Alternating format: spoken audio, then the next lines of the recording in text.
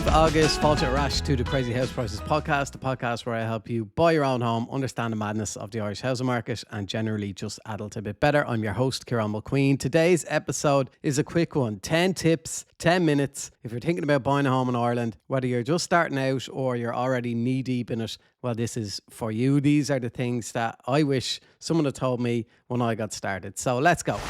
Tip 1, get your credit report now. So first thing, go to centralcreditregister.ie, register for your free credit report. Do it today, not next week, do it today. It only takes a few minutes. And why should you do this? Well, it can throw up issues that you have absolutely no idea about. So there could be old loans that you thought were sorted, credit cards you haven't used in years. But in my instance, the credit union and the bank both made mistakes. So I didn't actually do anything wrong, but it flagged up on my credit report. So I had to get all that sorted. So closed accounts can cause problems if the bank tried to take fees from them after you stopped using them. So this is what happened to me, and the credit union made an error as well with documentation. So things like these take time to sort, so the earlier you catch them, the better. Tip 2, save 12 to 13%, not just 10% deposit. So you'll hear a lot about needing a 10% deposit, and that is true, but here's the thing, that 10% just covers the house or the home deposit itself. There's a whole load of other costs on top of that you don't really hear about too often. One is stamp duty. That's 1% of the purchase price. So if you're buying a home for 350,000, well, that's another 3,500 right there that you're going to need. Then you've got solicitors fees, which would be around 2,500 to 3,000 euro all in. Your surveyor, which you absolutely must get, that's about another 600 euro. A valuer's report is a couple of €100. Mortgage protection, home insurance, new locks, moving costs, all of that, it all adds up. So my advice is aim for 12 to 13%, and that buffer then will help you a lot with stress. Tip 3, clean up your bank statements. Now, I know you hear this one all the time, but I'm not saying, you're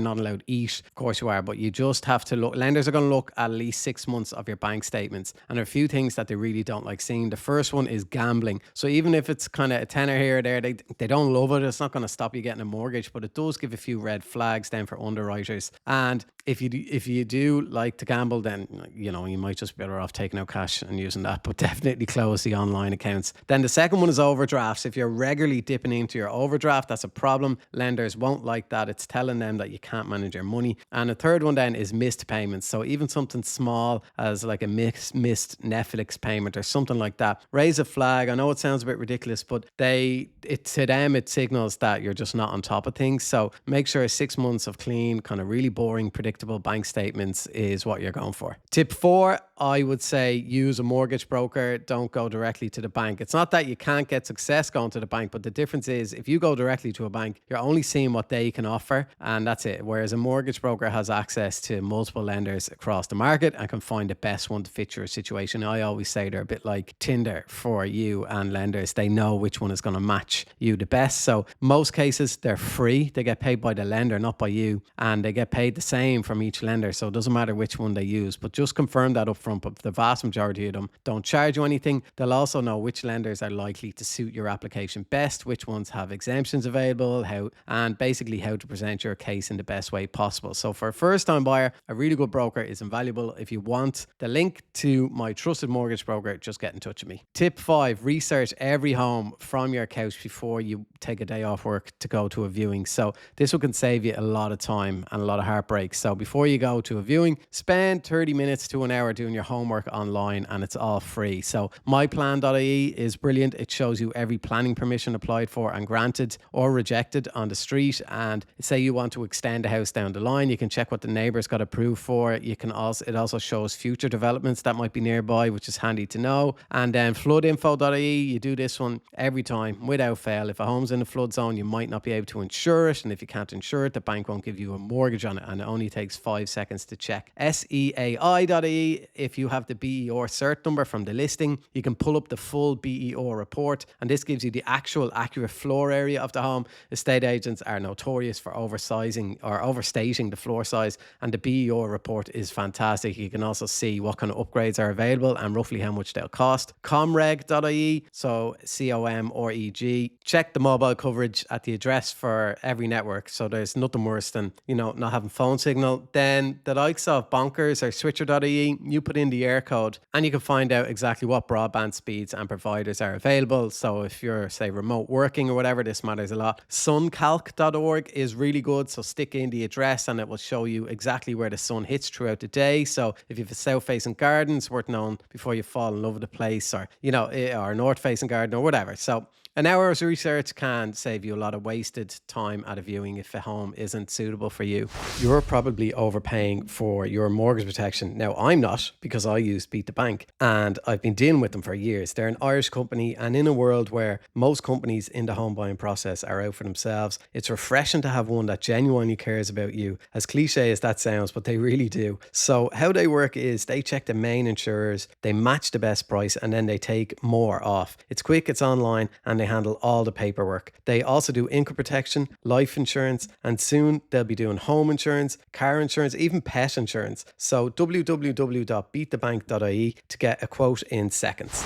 Tip 6, one beds and studios. So if you're looking at these, you might need a much bigger deposit. So this is one that a lot of people don't know about. So if you're looking at buying a one bedroom apartment or a studio, your lender might require a deposit of 20 or 30%. The reason is that these property types tend to lose value faster when house prices start to drop, and lenders saw this back in the last property crash. So they see them as a higher risk, so they want kind of more skin in the game from you. And it doesn't mean you can't buy one, but if that's the plan, you're going to have to factor it in early because you're going to need a much bigger deposit. Tip 7, if you're buying an apartment, ask about management fees. This one catches people out all the time, and management fees can change as well. So most apartments and some housing developments and estates have annual management fees, and these cover the kind of upkeep of the building, common areas, lifts, elevators, that kind of stuff, and they can be quite a lot of money. So we're talking anywhere from a couple of €1,000 to even more. So when you go sale agreed on an apartment, you'll often have to pay what's called a pro rata portion of the current year's fees immediately. So if you close in say January, you might be paying management fees for the whole year up front. So before you get too attached to any apartment, just find out what the management fees are. They're just a permanent annual cost that affects your overall budget. Tip 8 is the daft sold section. Not just so it doesn't just give you asking prices or sold prices like the property price register. So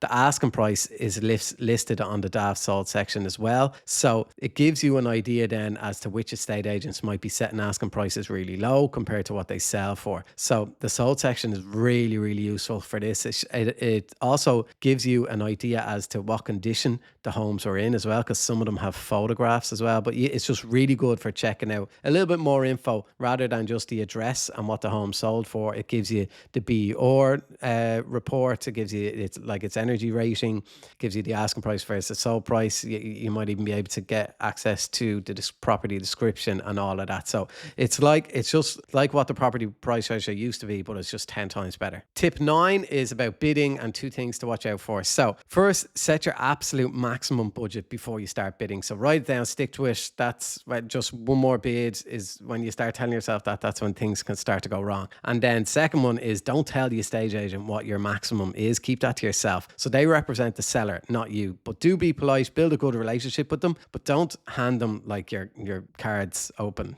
or face up, like you don't want them to see. And then 2 things that come up a lot when people don't always know about then is if a house is listed as a cash buyer only in a listing, that almost always means a lender won't give a mortgage on that property. There's usually a reason, whether it's kind of structural defects or something like that. You just need to be really careful with that. And then if you're buying far from work, this one comes up a lot more than you think. So say you found a home but it's over 90 minutes away from where you work, lender will want to know that you can either work from home permanently, or is there a closer office that you might be able to transfer to. So you're going to need a written kind of contract confirming that if the home is more than 90 minutes away from where you work. And last tip 10, is the letter trick. So going off market, this is how my wife and I bought our home. We've been losing out in bin moors for over a year. So we wrote letters, just kind of simple personal letters to homeowners in the area that we wanted to live in. We explained who we were, why we loved the area, and offering them a hassle-free market value sale without the need of an estate agent and fees in their case. So it worked. We got an email back from the owner of the house, and we bought it off market at the exact valuation price. So there was no bidding wars, no stress, and it was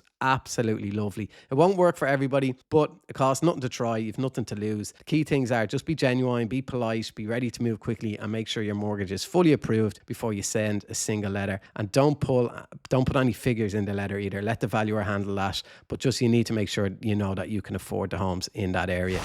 Agus Sinead Lahayan episode shut. That's 10 tips. Again, none of this is financial advice, so please do go to a qualified professional for your specific situation. But that's the stuff I'd be telling anyone starting out. So share this episode if you found it useful. Find me on Instagram at Crazy House Prices if you're not already there. My Patreon is €3 a month if you want some Q&A episodes specifically for you and your own scenario. And you can buy my book, How to Buy a Home in Ireland. That's in bookshops or whatever. But anyway, thank you for listening. Slán go fóill.